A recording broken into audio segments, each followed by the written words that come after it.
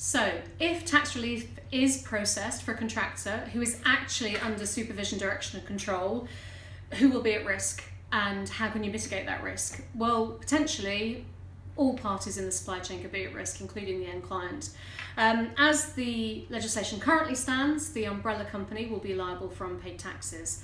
However, if the umbrella company can show that they've been provided misleading information by either the end client or the recruitment firm that shows that the worker isn't under supervision, direction and control, then that liability could transfer to the end client and potentially the recruitment firm. I think it's going to depend on whether that information has been passed knowingly down the supply chain.